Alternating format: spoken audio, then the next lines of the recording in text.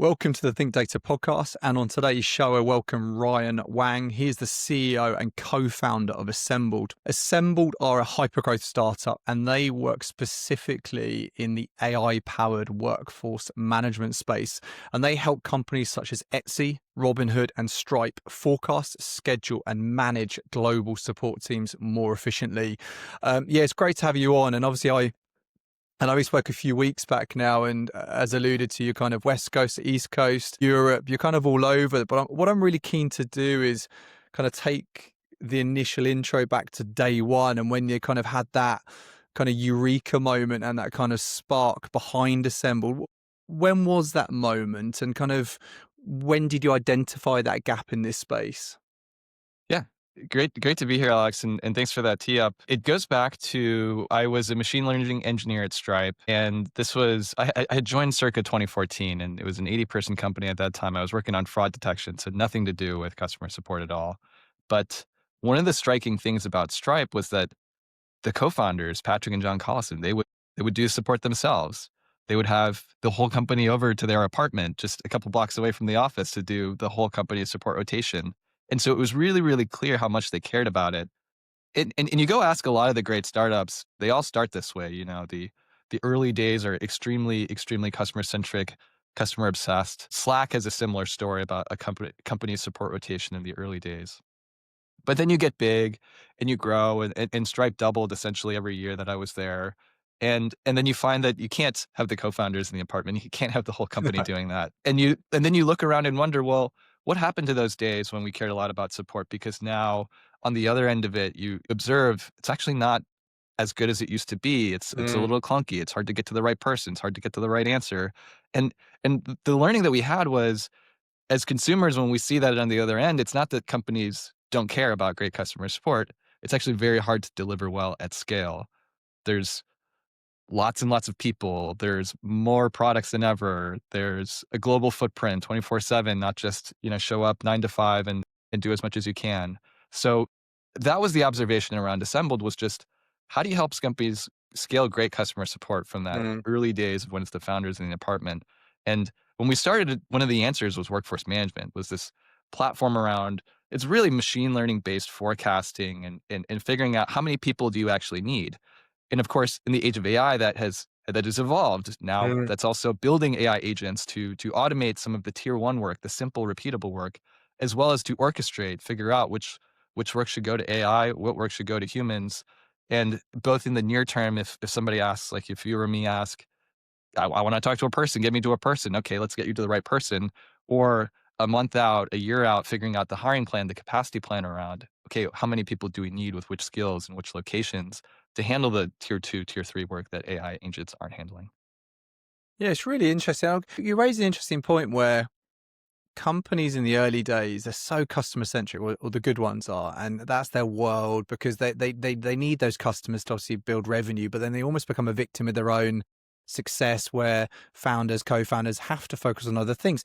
As a co-founder yourself, what steps do you put in place to kind of limit that? Because I think you obviously need to grow in your own role for your business to grow, but you don't want to lose sight of what got you there in the first place. So how do you do that, and how difficult is that? Yeah, I think, it's a champagne problem, right? It's almost the Yeah. Peter principle of companies.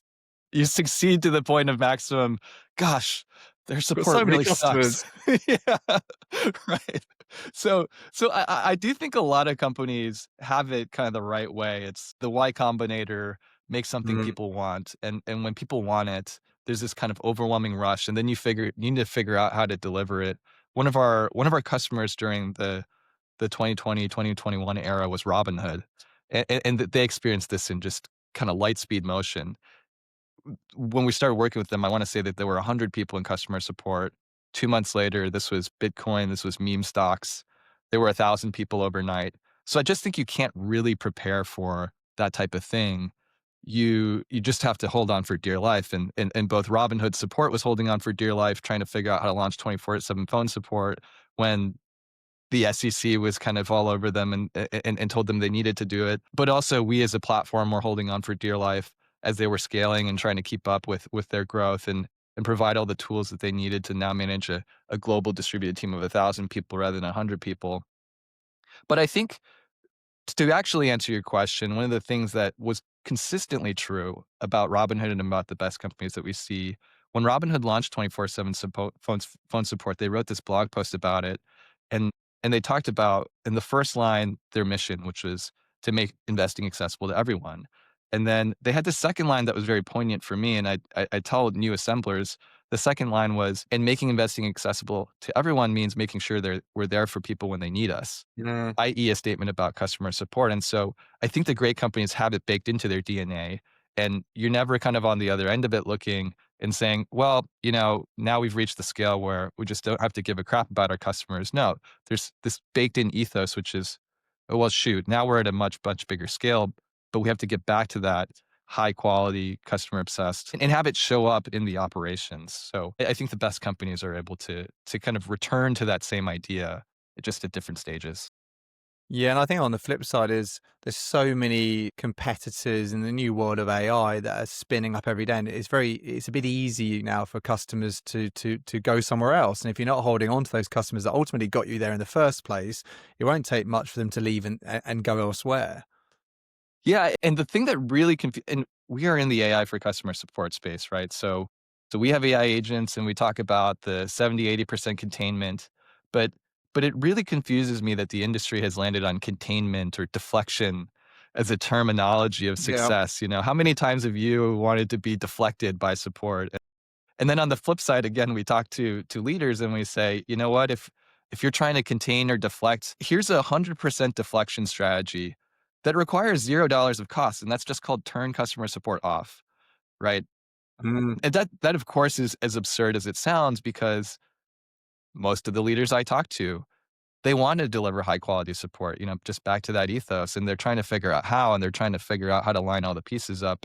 And some of AI is doing that automation, but most of what the people are interested in with AI tools is actually the uniformity of the experience, conditional on cost and conditional Mm. on efficiency, but not with that as the lead per se.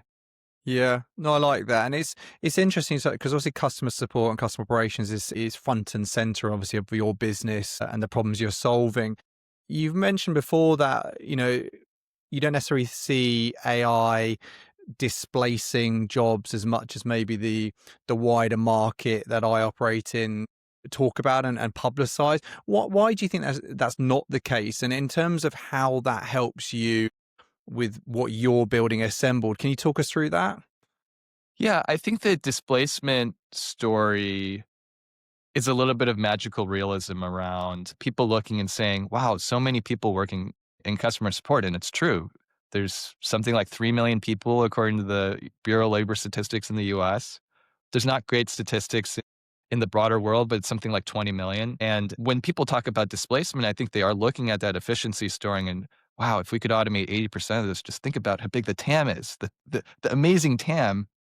And what you get into is this kind of fallacy of thinking about, I've got this AI hammer, I'm looking for a nail, and customer service is a great automation nail. But then you kind of forget to think about, what is the customer problem? We go back to, how do you help companies scale great customer support? And if you look at what can be automated, what can be automated out of the box, what can be automated with agentic AI, it takes some amount of effort. It takes a lot of integrations. It takes good source of truth knowledge.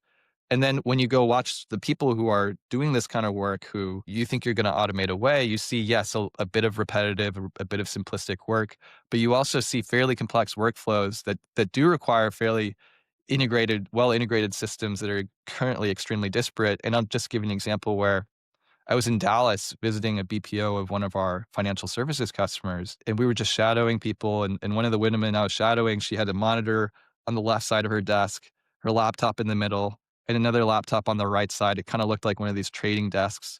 And on the left, she had two internal tools, and one of them was an AI tool. And on the right, she had two public tools where she was collecting data for a review of an account. And then in the middle, she's putting notes in a Google Doc. So she's pulling data, hitting refresh on the AI tool, and the AI tool crashed. And then while it crashed, she hit refresh, pulled data from the public tools again, compiling her Oh, notes. And anyway, you just kind of imagine this kind of elaborate workflow, and you think about, well, geez, AI is going to just automate that? Well, no, that's a bit of magical realism. What will need to happen is for these systems to really talk to each other, for the SOP to be really clear, and then even at the same time, there's a lot of different places where she has to exercise judgment. So you can imagine automating away the data collection, but then what are you going to do with the judgment? These are pretty high value interactions. So then I think, again, just working backwards from the problem, it's what do companies actually want to do? They want to deliver great customer support, deliver great customer experiences, and you want to automate away some of the low value interactions. Mm. We want to automate away the things that are easy to do, and that could be higher quality too. So if you or I go and ping an e-commerce company, hey, what's the status of my order? Or I want to return, or I want to refund, that's super doable. But Yeah. then if you need deeper help, you need some troubleshooting help, it's time sensitive, you do want to talk to a person. So I do think the real kind of nuanced answer here is there's AI in some parts where it's automation.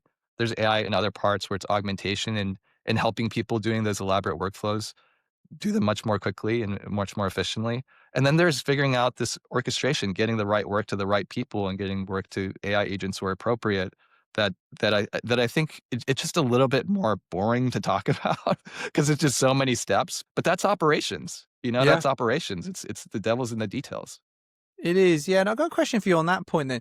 Do you think in this world of obviously agentic and Gen AI, where obviously you've obviously seen such successes and such great case studies, do you think it's easier for an earlier stage, say, e-com company or D2C company to integrate AI agents or customer support agents from ground zero than it is for these larger organizations like you touched on, the BPO company on behalf of financial services firm, to wholeheartedly change their processes by bringing in agentic AI? Is it harder to do the earlier bit or the latter bit? Yeah, I think the fundamental difficulty is easier for an e-commerce business because there are fewer workflows and there Yeah. are fewer systems to integrate with that you can automate. The ironic part, and this is a function of just the sociology of startups, perhaps, which I'm Mm. also fascinated by. You look at some of the companies with the most funding on AI, and everybody wants to work in the enterprise because you have to grow really quickly. And how do you serve the enterprise? You've got forward deployed engineering teams, and those forward deployed engineering teams are doing the setup on AI agents. And so ironically, I think enterprises are moving a little bit more quickly in terms of adoption, just implementing the tools, not necessarily getting out to customers, by the way. But a lot of the focus is on this forward deployed engineering footprint. Assembled is actually focused on the mid-market, on e-commerce, on these kind of workflows where you can really provably do a good job, get it out to live customers quickly. And then the challenge there is maintaining high quality and again, figuring out how to dynamically escalate between humans and AI agents, Mm. despite that being theoretically simpler. So I think it has to do with more of where the interest from the industry comes from. Interesting. So if you're going into a company, what problems are they coming to you with? Is it overworked contact center, customer operations? Is it drop off in customer numbers because response rates are too slow? What's the most common theme you're coming up against? Yeah, I think there's an interesting abundance argument to be made here on AI. The people who are most quickly adopting Assembled are companies who had to get rid of some part of their customer support. They're doing a subpar job in some part of it because of 2022, the COVID overhang, or even they're just new businesses, they're scaling too quickly, or, we're in the holiday season, they're trying to staff up for the holiday season. You just can't possibly hire that many people that quickly. Yeah. And I'll give you an example where one of our big customers is a Latin America based delivery company and they have 35 million users. So because it's a delivery company, they have both end customer support, if the users of the app, and courier support for the people doing the deliveries. And at some point in the history of the company, they had to essentially cut courier support in favor of consumer support in this prioritization. So AI isn't actually replacing people. It's just filling in the support that they didn't have for a while Mm. at an economical rate. And so I think the story around displacement, again, it kind of misses some of the economics here where people want more support. People need Mm. help with the services and products that they're purchasing. It's just about how to do it economically. So it doesn't have to be, let's remove all the jobs for this to be successful for companies. Yeah, no, I'd agree wholeheartedly, and I'm fortunate enough to speak to founders and companies like yourself. And a lot of the questions I get asked by candidates is, "Oh, well, we're going to be replaced." And actually, my view is, which is shared by founders like yourself, is actually it's just going to free you up to do more of the work you enjoy. It's actually going to free you up to do. Going back to your example of the person with 2 laptops, 3 screens, it's actually. Did she want to be doing that? Probably not. She probably wanted to focus more on one part of that. So it's actually more of an opportunity, I think, than a threat. I absolutely believe that. And then I think the interesting piece as well here, and this is for customer support leaders and for technologists who are thinking hard about kind of the responsibility of what are the downstream implications of AI. We were talking to one of our customers in Armenia. It's a pretty far Okay. place to go to learn this, but Yeah. was just asking them about the implications of AI in customer support. And this guy Ed told me, you know what, right now the way it works, or at least a year ago, the way it worked was you'd have your kind of entry level people, and they'd start on these simple, repeatable questions, and you'd know that they're kind of simple and repeatable, but that was kind of the on ramp to get them to be comfortable talking to customers, to understand the product, to be able to take the kind of sideways questions that real customers might throw at you. And so even though the question itself is kind of easy, not necessarily the highest value, that was a good training ground. Yeah. And so when all of that gets automated away, it's not clear right now how you're going to get people from just entry level, know nothing into, okay, now you're doing really hard tickets that nobody's ever seen before. So there's a need for greater creativity. Yeah. There's a great need for greater proactivity, but how to coach people to get there, and what are the software tools that maybe help you train up faster, or maybe allow you to do a simulated interaction with a customer. I think those are the things that don't yet exist. Yeah, which is exciting. That's the opportunity, right? I think that's the next evolution of this, which I'm all for. And I think you're quite uniquely positioned because you've obviously got that. I think you just touched on Armenia there. You work with customers across the US, Europe, all over. What differences are you seeing in terms of how different organizations are adopting and deploying AI on both sides of the Atlantic? Are you seeing much of a universal difference? Is the US more customer centric? Are we saying kind of Europe's, we'll get to it later? Because I know obviously with GDPR and some of the regulations around data and privacy in Europe, it's a bit trickier, but what are you seeing? Yeah, I've spent a lot of time bouncing back and forth in Europe across the Atlantic just because we've launched our London office earlier this year. And I've been, I would say, really pleasantly surprised because I think usually you think about the concerns around data privacy and security as everything's just moving so slow. Come on. But when you're there, it actually is a very thoughtful, kind of human-centric approach to not just customer support, but how companies are operating. And one that's really focused again on quality. I remember talking to the founder of a German-based travel company, and I asked him, how do you think about AI? Are you trying to automate everybody away? Are you just don't want it? How do you think about it? And he was very clear-eyed on it to the extent that it will drive customer quality. That's the number one thing for me. I measure CSAT. I ask our support leaders, what does CSAT look like?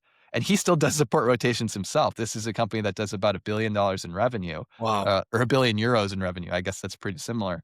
Um, and I was just shocked because it one made a lot of sense. Of course, this is a competitive business, and if you're doing a bad job on customer service, you'll never see that customer again. On the other end, if you do a good job, you might have a customer for life. And just the kind of thoroughness on where AI is applicable, and what I described to you, the parts where automation, where it's augmentation, where it's around operations. I'm really just parroting back what I heard from him, you Yeah, know. exactly. And so I think there's this thoughtfulness around the kind of use cases for AI and where it's relevant and how does it make the business go forward, as opposed to maybe a little bit of the bluster that you see in the US. That's definitely true. There's I think some hype tied to AGI isn't necessarily coming. It's because it's in the Microsoft OpenAI contract that we think it's coming. And Yeah. and I think it's more grounded.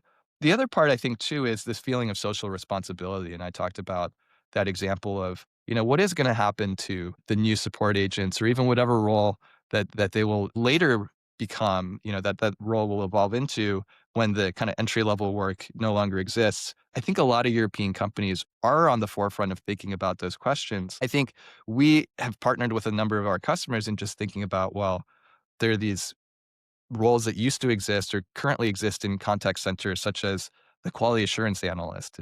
When you hear this call is being recorded for quality assurance purposes, there is somebody listening to that and sampling and going through some of those. They're a deep subject matter expert. They're deep in the knowledge of the style and the brand and the tone of the company. And those can be the type of folks that those roles become actually something where they're coaching the AI or they're the source of truth for the AI and they're doing something much higher leverage to what you described. So the forward thinkingness, the human centricity, those are the things I would say I was pleasantly surprised by. It's not kind of a Luddite view. There's no AI. No. We don't want AI. It actually is, let's figure out how to use it the right way. Yeah, how do we incorporate that into our kind of wider business model and roadmap without necessarily putting us off course? I think is what we see as someone who's based in the UK but works solely in the US. It's definitely that the US is definitely ahead in terms of probably their excitement for, and maybe as you said, the hype around it. I think the UK is a bit more measured and a bit more, not so much nervous, but they're certainly more resistant to just wholeheartedly going all in on AI. So it'll be interesting to see where this lands. I think. Yeah, it's a fascinating space. And on that point, if you had your kind of crystal ball, next 2 to 3 years, what does custom operations, what does customer success teams look like, or how will they be set up? Because on your point, we might be removing that real kind of base level, dealing with kind of low level tickets, and the step up will be coming into a higher graded role from the outset. But in your experience, what do you think next 2-3 years looks like? Yeah, I think the biggest part over the next 2-3 years is that despite what you read in the headlines, and I think the headlines are starting to go the other way once again, the headlines being customer service is just in line for this dramatic job reduction. I don't think that's going to happen. Our largest customers continue to grow / maintain their headcounts. It may not be in the same type of rates as before. It will plateau for sure, but companies are not cutting people in this job sector. I think the other piece that may be interesting is that something like 3 million people in the US, 20 million people outside the US. I think as the work becomes harder and higher leverage and more about lifetime value and more about kind of this one-off creativity and debugging and figuring out hard problems, you may see some of this that used to get offshored start to re-onshore. So economies like Colombia or economies like the Philippines or India or South Africa, which has a great budding contact center industry. I do think there may be some net movement between customer support jobs that are there versus back to areas where in the US or in Europe or in the UK. So we do see some of that happening. I think the main constraint there is around just economics at the end of the day. I think from the technology side, you will see a lot more omni-channel experiences. It used to be that in customer support, just from the inside out, you had to say, well, we need a phone team. We need people trained to, it's a different type of interaction when somebody's yelling at you on the phone versus over email versus chat, right? You're completely right. And now the technology is really good. Assembled's AI voice agent, you can't necessarily tell the difference between if it's a human or a bot. You'd have to get pretty deep into trying to trick it. But what it actually enables is to be able to say, well, maybe the customer prefers the initial interaction to be over the phone because it's time sensitive. And over the phone, you can triage it. You can do intake if it's not actually time sensitive and pass it over to an email ticket that a person's going to follow up on. Or if it is time sensitive, you can kind of triage it and dynamically escalate it to a person right away if the AI can't solve it. Or the AI can just solve it right away. And again, I think more of these omni-channel experiences will come into play because the technology really is that good. And you can kind of separate out the people into what they're best at. And then I think the last piece here is that just the roles really will evolve. There kind of is this almost hierarchy of contact center roles. Once you get into it, there's this taxonomy of not just support agents doing the tickets, but real-time analysts who are the equivalent of inside of a command center, watching the state of the queue and routing resources and moving folks depending on where wait times are long. And there's the quality assurance folks that I mentioned. And there's just this whole apparatus. And each of these roles, I think, will be very much changed over the next 2-3 years. And I don't know what they'll be called per se, but I don't think you'll see a quality analyst anymore. You may see, an AI coach, or you may see whatever the equivalent of prompt engineer for customer support would be. And that, again, regardless of what they're called, is very clear that the roles will evolve quite a bit. Yeah, it's exciting. I'm glad you said that because, I think you're right in what you said earlier. customer service contact centers, there's been this kind of doom mongering, scaremongering that they're going to be wiped out. But it's going to people listening here take note of what Ryan's saying. I think there's an opportunity here. Yes, of course, there's going to be a change, and with change, people do get nervous about that. But I think on your point, how exciting that you can get closer to AI, you can actually start to do things you might never have dreamt of if you had this career in contact center, and all of a sudden you think, hang on a minute, this is an opportunity for me to get on the product side of things, the deployment side, and actually become more specialist. Yeah, absolutely. And some of the people that you talk to that are most sophisticated about what's happening in AI applications, they have a background in customer support or they're working in customer support. Yeah. So it really is an exciting time to be in the industry, I would say. Amazing. And a final question for you. What's next on the roadmap for you guys in the next kind of 6-12 months, as much as you can share? What can people look at? What can people get excited about?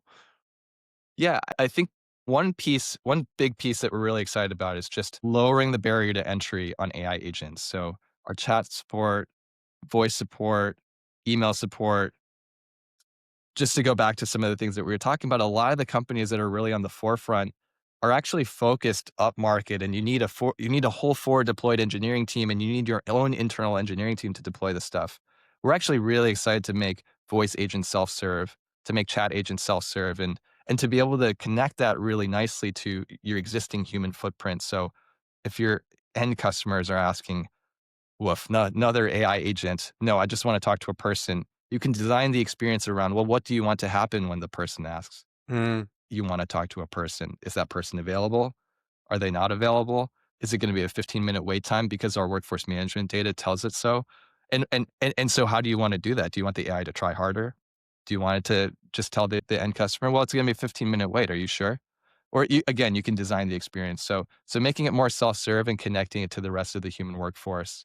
And then the part that I get really excited about, Assembled started as this kind of not just direct to consumer, direct to end customers type of platform, but around really the stuff underneath the stuff and operations research and machine learning based forecasting to figure out, well, what's the capacity plan? And I think what does the capacity plan in a world where AI agents are handling some percentage of the tickets and people are working on the harder ones? That's like a really deep question for, I think, a lot of organizations, even outside of support. But within support, you kind of have all the parameters that you need to figure out, okay, what is our hiring plan and ramp plan going to look like? So those types of things I get really excited about on the roadmap. Exciting times. No, it's been great to have you on. And I know people listening to this, whether it's the curious listener or someone who's generally interested about the impact of agentic AI within contact centers, check Assembled out, check Ryan out, as I alluded to earlier. He posts a lot on social and LinkedIn. There's some really interesting, relevant, topical posts coming out as well. But Assembled are doing some fantastic work. So, yeah, great to have you on this afternoon. I appreciate you coming on. So, thanks again, Ryan. Thanks for having me. Take care.